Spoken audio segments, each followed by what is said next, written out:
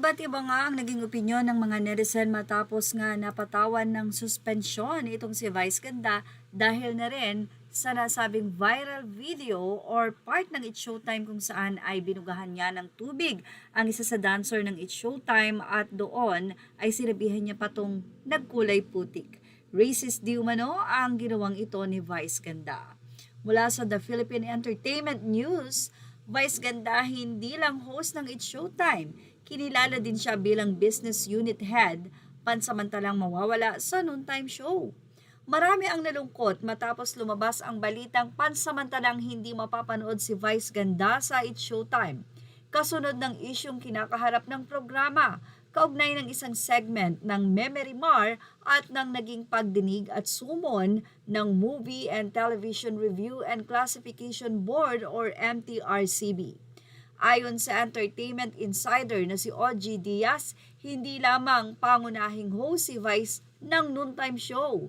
Aniya, nagsisilbi rin itong business unit head or BU.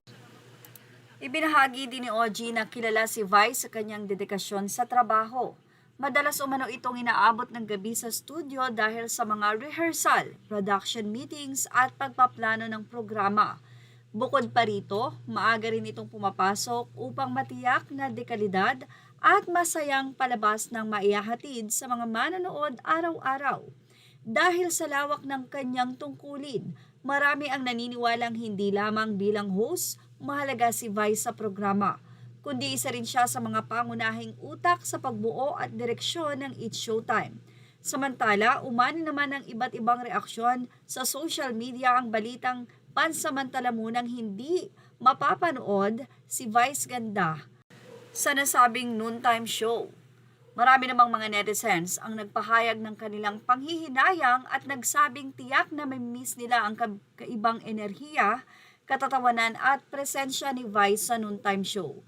May ilan ding nagpahayag ng suporta sa TV host at umaasang malalampasan ng programa ang kasalukuyang issue at muling makakabalik si Vice sa telebisyon sa lalong madaling panahon.